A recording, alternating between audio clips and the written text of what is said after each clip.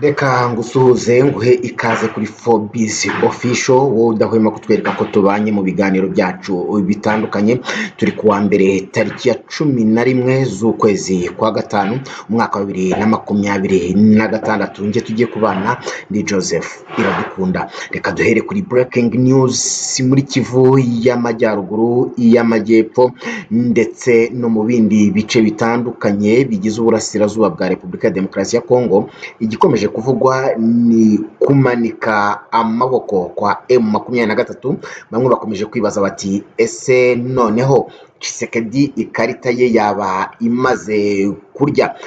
Ni ibibazo mukomeje kwibaza nyuma y'amakuru atandukanye yavuzwe mu mpera z'iyi weekend twaraye dusoje, aho M23 yatangiye kuva mu bice bitandukanye byo mu kibaya cyo muri Kivu y'Amajyepfo. Byitwaye bite? Ni inkuru abakunzi ba M23 batumye batangira kuyishidikanyaho, ariko kandi bamwe banabigereka ku muhuza mukuru Leta Zunze za Amerika muri ibi biganiro, ndetse yewe na Qatar, bibaza bati ese ninde wategetse M23 kumanika amaboko? Ko drone zikomeje kurasa abaturage b'abatutsi bo muri Repubulika ya Demokarasi ya Kongo, M23 ikavuga ko yari iri kurwanira ubusugire ndetse n'uburenganzira bw'igice kimwe cy'abaturage bivugwa ko baba barameneshejwe imyaka isaga 30 mu burasirazuba bwa Kongo. Ni ukuvuga ko ubwicanyi bugiye guhabwa intebe, ahubwo hakimikwa kugurisha amabuye y'agaciro ndetse no gutanga umutungo kamere wa Repubulika ya Demokarasi ya Kongo kuri ba gashakabuhake.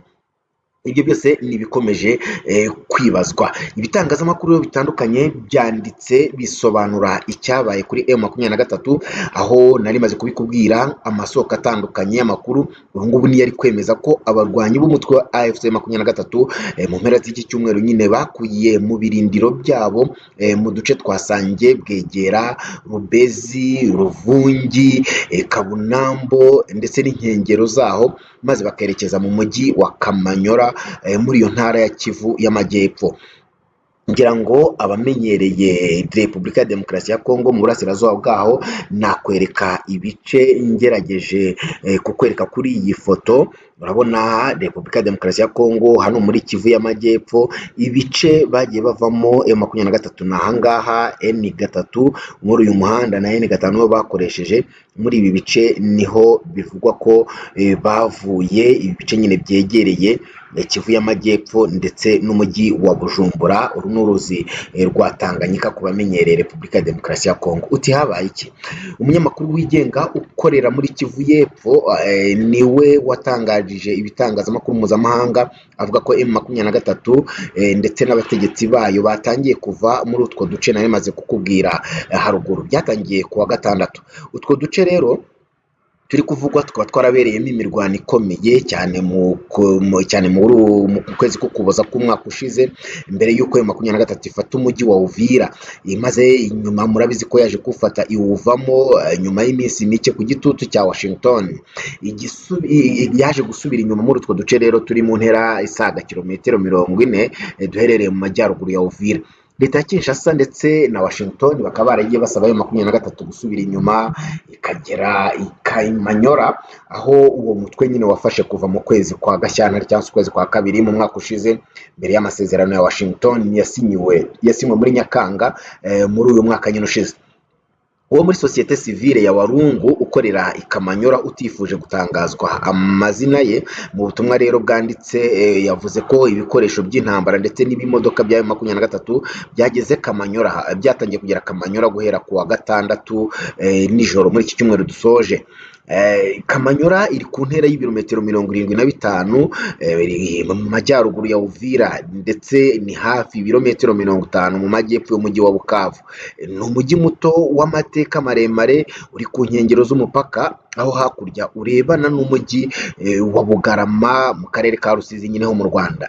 Ubutegetsi bwa Kinshasa na Washington bakaba barakomeje gushinja leta y'u Rwanda ngo gufasha umutwe wa M23.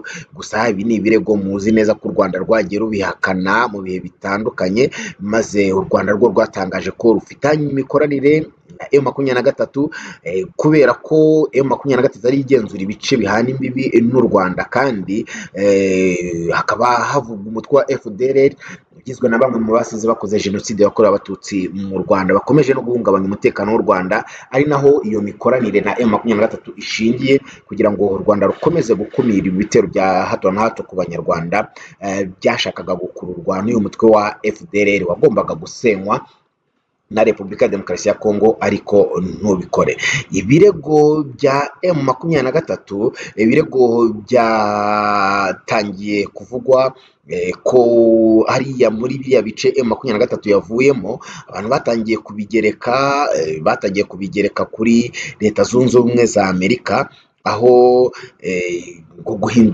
aho babigereranyije no gushaka guhindura itegeko nshinga kuri Repubulika ya Demokarasi ya Kongo. Felix Tshisekedi ubwe akomeje urugendo rwo gushaka guhindura itegeko nshinga, ariko tukiri kuri biriya bitero byagabwe muri Kivu y'Amajyepfo byanatumye M23 yongera gutegekwa kuva muri biriya bice ikava mu bice yari yarafashe. Umuhuzabikorwa w'ihuriro Alliance Fleuve Congo ribarizwamo nyine umutwe wa M23 yitwa Colonel Nanga, niwe wikomye Leta Zunze Ubumwe za Amerika, maze avuga ko nyuma y'iki gitero ingabo za Leta ya Repubulika ya Demokarasi ya Kongo ziheruka kugaba mu gace ka Mushaki zikibasira abaturage. Hari kuwa gatanu mu cyumweru gishize, ubwo ni tariki 8, ubwo drone za FARDC igisirikare cya Kongo zagabye igitero gikomeye ku isoko rya Mushaki muri teritwari ya Masisi. Iki ni igitero kibi cyane cyiciwemo abaturage, abandi benshi barakomereka. Colonel Nanga rero abinyujije ku rubuga rwe rwa X yari yavuze ko abakomeretse bamaze kurenga 30. Uyu muyobozi akaba yarashinje ubutegetsi bwa Kongo Kinshasa kuba bukomeje gukora ibikorwa by'ubugizi bwa nabi bufashwamo n'abari mu ngabo z'u Burundi, FDLR, abacanshuro barimo ndetse n'abanyamerika n'imitwe ya Wazalendo, bwishingikirije kuba ngo bushyigikiwe na Leta Zunze Ubumwe za Amerika. Kugeza ubu ngubu biragaragara ko uruhande rwa Perezida Tshisekedi ari rwo ruri gukora, kandi Leta Zunze Ubumwe za Amerika zirasa naho ziri kwakira ibyifuzo bye ndetse no kumva uruhande rwa Tshisekedi kurenza kumva urwa M23. Ibi ngibi rero bikaba byaratangiye kuba nyuma y'amezi make ashize, ubwo Tshisekedi yafataga ibirombe bya Rubaya bicukurwamo coltan ndetse n'andi mabuye y'agaciro ku kigero kinini ku isi bakayagabira Leta Zunze Ubumwe za Amerika, nyamara ibyo birombe biri mu maboko ya M23. Kuva icyo gihe byashushe naho M23 ibuze ijambo ku ruhando mpuzamahanga, ndetse yakomeje kugabwaho ibitero bya drone, harimo n'igiherutse guhitana umuvugizi wa M23 mu bya gisirikare Leyiti Kano Wiringoma wamaze kwitaba Imana. Ngo urupfu rwababaje abakongomani ndetse no ku ruhande rwa M23 benshi bakahamya ko babuze inkingi ya mwamba. Colonel Nanga atariye iminwa yahise avuga ko ibi bitero n'imigirire y'ubutegetsi bwa Kinshasa ari kubigereka kuri Leta Zunze Ubumwe za Amerika, nyamara mwibuke ko Leta Zunze Ubumwe za Amerika ari we muhuza. Ibi ngibi bivuzwe mu gihe ibitangazamakuru bitandukanye birimo Kivu Morning Post nabyo byakomeje gushinja Repubulika ya Demokarasi ya Kongo ibitero muri Kivu y'Amajyepfo, aho Kivu Morning Post yanditse nayo mu mpera z'iyi weekend ko Repubulika ya Demokarasi ya Kongo iri gukora ubwicanyi ndetse bwibasiye inka zigera kuri 12 mu gihe ziriya drone zatakaga ahitwa Mubanda, ni muri majyaruguru ya Minembwe, aho n'ubuzima bw'abantu nyine bwari bugenderewe, ariko kubw'amahirwe abantu bagakomereka gusa ntagire urasiga ubuzima. Izi drone rero zikaba zarishe inka zigera muri 12 nk'uko Kivu Morning Post yagiye ibitangaza. Kugeza ubu ngubu biracyagoye kumenya uvuga ukuri, gusa ibitangazamakuru mpuzamahanga bikomeje gushinja Leta ya Kinshasa ndetse n'imikoranire ya hafi ya Repubulika ya Demokarasi ya Kongo n'ubutegetsi bwa Donald Trump kwirengagiza ukuri, ahubwo bagashaka kwica, guhonyora ndetse ngo no gushaka gukomeza kurenganya M23, nyamara yarakomeje kubabwira ibyo irwanira mu bihe bitandukanye. M23 iravugwaho kuva mu bice yari yafashe muri Kivu y'Amajyepfo bitegetswe na Leta Zunze Ubumwe za Amerika ndetse n'igitutu cy'abahuza, mu gihe Emmanuel Macron ari muri aka karere ka Afurika y'Iburasirazuba aho yakoreye uruzinduko mu gihugu cya Kenya. Bikaba biteganyijwe ko ari buhure n'abakuru b'ibihugu muri aka karere bagera kuri 30. Ubufaransa bukomeje umuhate wo gukorana na leta, wo gukorana n'abategetsi batandukanye hano ndetse n'ibihugu muri Afurika yose, ari nabyo byahagurukije Emmanuel Macron, perezida w'igihugu cy'igihangange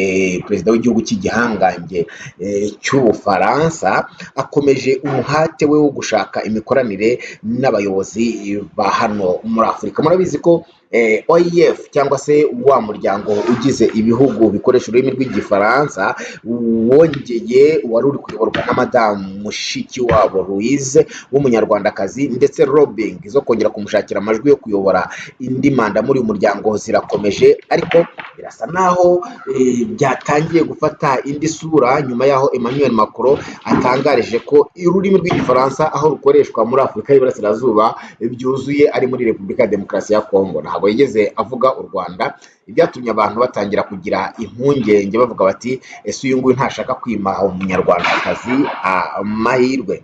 Murababona rero aho bicaye mu nama, ndetse na Louise Mushikiwabo uyoboye OIF nawe yarahari muri Kenya.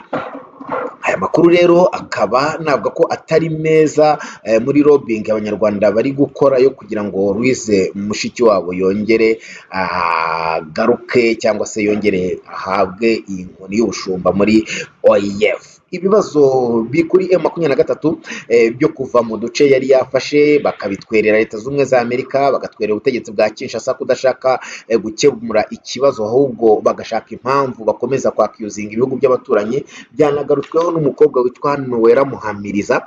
Uyu nguyu ni umukobwa wivugira ko ari umututsikazi w'umudamu wo muri Repubulika ya Demokarasi ya Kongo, ariko ubwo yari mu nama ya Human Rights Council i Geneve, yatangaje ko we ari umukongomani, ariko ababazwa ari umukongomani kazi, ariko yababajwe cyane n'amagambo yahoze ari umuvugizi w'igisirikare cya Repubulika ya Demokarasi ya Kongo yitwa General Sylvain Ekenge, ubwo yari ari kuri televiziyo y'igihugu hari ku itariki 27 z'ukwezi kwa 12 mu mwaka ushize, maze akabwira abakongomani ko badakwiye kurongora umututsi kazi. Uyu mukobwa rero Noella Muhamiriza yavuze ko ari umukongomani kazi w'umututsi kazi, kandi ko aya magambo yamubabaje asa nagamije kuvangura amoko ndetse no gukangurira abakongomani bamwe kwanga bagenzi babo no kubica bashingiye ku ngengabitekerezo bazaniwe na FDLR, nk'uko yabisobanuye.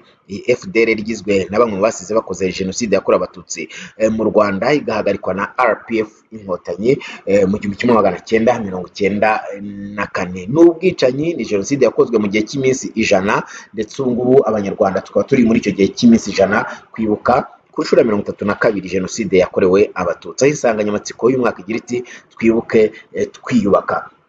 Uyu mukobwa Noella Muhamiriza yavuze ko we na bagenzi be ubu bateshejwe agaciro ku ruhando mpuzamahanga, kandi iyi ngiyi ari imigirire y'ubutegetsi bwa Perezida Tshisekedi yo gushaka kwambura ubumuntu igice kimwe cy'abaturage be, agamije gushaka gushyira ibirego ku baturanyi be, abashinja ko bateye igihugu cye nyamara ari we uri kukisenyera. Asaba ko hagira igikorwa kugira ngo politike nk'iyo ngiyo icibwe intege ndetse yimwe amatwi ku ruhando mpuzamahanga. Murabona ko ahangaha yagarukaga kuwo Tshisekedi ngo afatanya nawe ubwicanyi buri kwibasira abatutsi. Aya ni amafoto nk'uko mubibona ari kugaragaza uburyo ibice bimwe na bimwe by'abatutsi byagiye bitwikwa. Ahangaha mu nama rero arimo i Geneve yagiye avuga ko Repubulika ya Demokarasi ya Kongo ifatanya n'igisirikare cy'u Burundi, igafatanya na FDLR, igafatanya na Wazalendo, imitwe itandukanye yitwaje intwari ikorera mu butegetsi bwa Repubulika ya Demokarasi ya Kongo,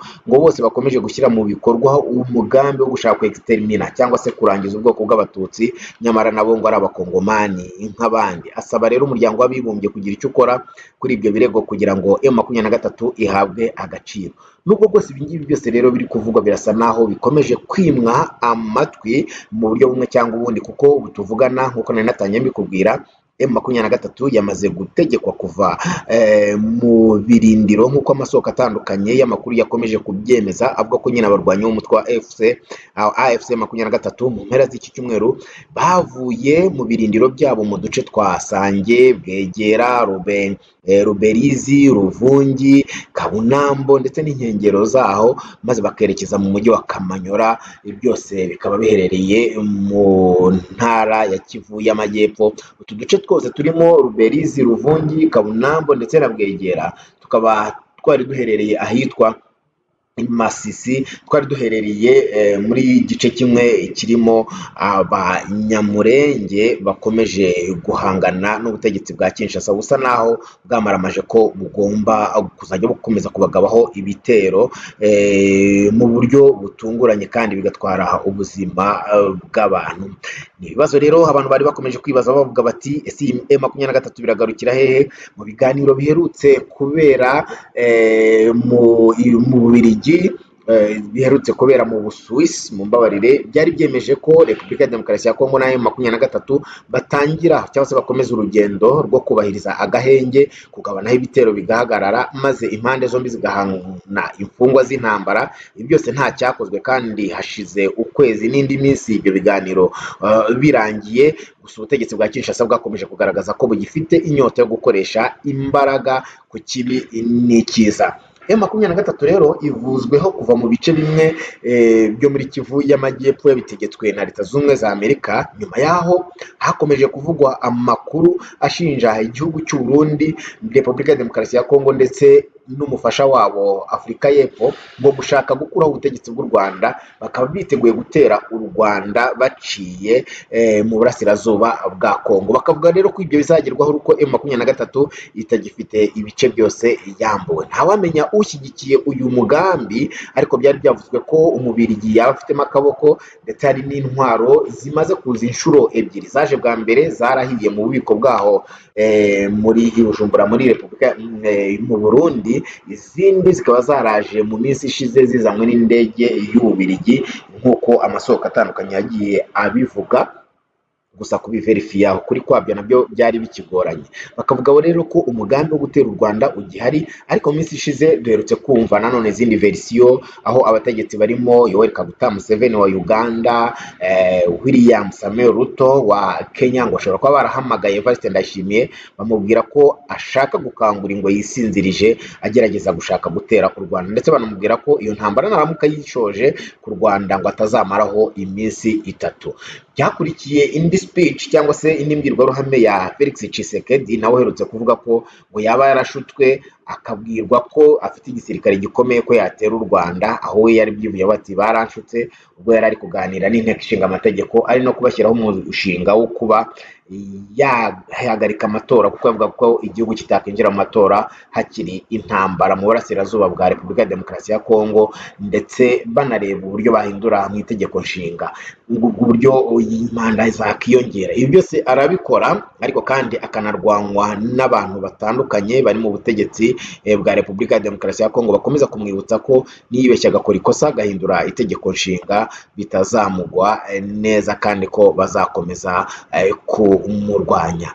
Reka mbashimire rero, nayo makuru yararamutse yavugwa mu burasirazuba bwa Repubulika ya Demokarasi ya Kongo. Ngendi Joseph Iradukunda twabanye, reka mbararikire ikindi kiganiro nk'iki ngiki mu yandi masaha ari buze gukurikira, nkubwira ngo kora subscribe, uduha comment, irimo igitekerezo cyawe kuri 4Biz Official. Amakuru nk'aya ngaya ni akagaruka. Mwakoze cyane, mugire intangiriro nziza z'icyumweru, dukomeze tubane, ndabakunda.